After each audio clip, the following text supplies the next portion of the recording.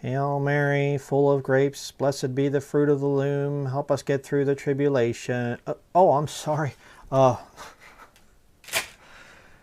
Rosary and post-tribulation rapture. Oh, come on now. This is ridiculous. There's no proof of this. Oh, yes, there is. Here we have page 2 of a PDF file, mostholyfamilymonastery.com//rosary.pdf. You can look this up yourself. I'm going to put it up on screen. It says the joyful mysteries here. There are 3 groups of 5. Interesting. The joyful mysteries, you have the Annunciation to the Blessed Virgin Mary, all those dumb ones there. I'm not going to read them all. The sorrowful mysteries, and then the glorious mysteries down here at the bottom. And look at number 5, the coronation of the Blessed Virgin Mary, Queen of Heaven and Earth. And the virtues that come from it is the perseverance in grace and a crown of glory hereafter. Perseverance.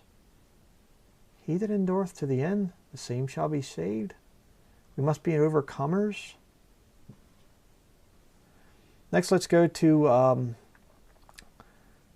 rosarycenter.org.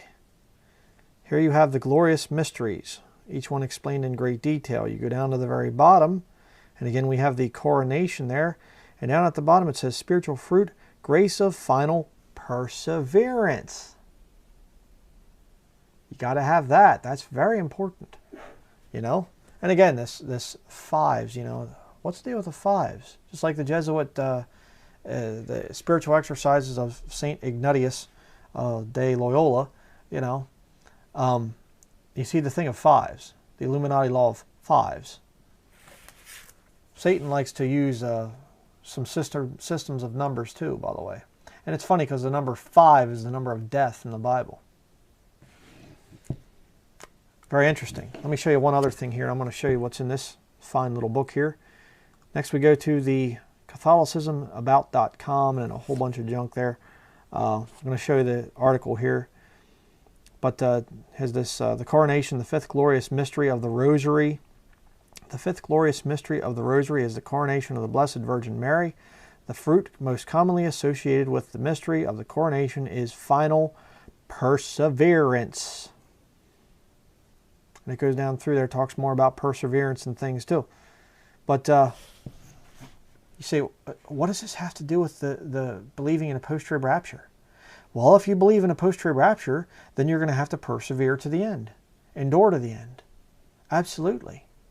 And you're going to have to fight your whole way through the thing to avoid losing your salvation. Because if you get weak and you take the mark of the beast, you're done. You're finished. You've lost your salvation. Interesting. But let me show you here in the official catechism of the Catholic Church. You can see it here, the Catechism of the Catholic Church. And I've showed this in one of my pre-trib rapture moments. We'll go down here to the bottom. This is page 193. Number 675 here in the Catechism, the Church's ultimate trial. Before Christ's second coming, the Church must pass through a final trial that will shake the faith of many believers. The persecution that accompanies her pilgrimage on earth will unveil the mystery of iniquity in the form of a religious deception, offering men an apparent solution to their problems at the price of apostasy from the truth. The supreme religious deception is that of the Antichrist, a pseudo-messianism by which man glorifies himself in place of God and of his Messiah come in the flesh. Okay? And let me just show you one other thing here quick. I just looked down and saw this. Number 677, so you go from here down to there. The Church will enter the glory of the kingdom only through this final Passover when she will follow her Lord in his death and resurrection. So, all these little nutty post-tribbers that are going around saying, you know, the pre-trib rapture was formed by John Nelson Darby, who got it from a Jesuit named Ribeiro or something like that. That's the stupidest thing you'd ever want to hear.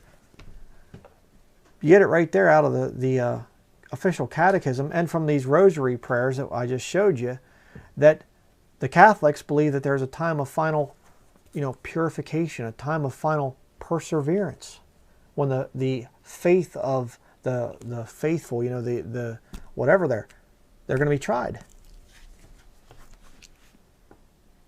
After all, why would the body of Christ go into the time of Jacob's trouble? See? It needs to be purified. It needs to go and persevere. We must be overcomers. And I saw now that Dr. Scott Johnson is also teaching this thing. And, you know, I might be doing another video on that in the future. But, you know, there's so little time. I'm just going to start saying some of this stuff, getting it out there. He just put up a recent study back in late February here. It's early March right now. March the, was it the 4th? Or no, 5th today. The 5th. And he just put up this study, I think the 22nd of February, saying about how to be an overcomer. And having to endure to the end. Works, salvation. Then he goes, oh yeah, but I'm not really trying to teach works there. Yes, you are, Scott. Yes, you are. It's nutty. But hey, man, if you're an official, you know, post-trib heretic, go on out, get yourself a rosary, start putting that thing around your neck, because you're going to have to persevere. You need all the help you can get, man. And I mean, maybe they won't make you take the mark if they see you have a rosary around your neck. These are just beaded things too, by the way. They're not real rosaries, but, you know, I mean, just go and start flipping beads and start, you know, doing your little prayers, you know, counting your different beads there. And what a bunch of nonsense. Don't be deceived by this post-trib lying heresy. Okay? If you're saved, you're going up at the rapture before the time of Jacob's trouble.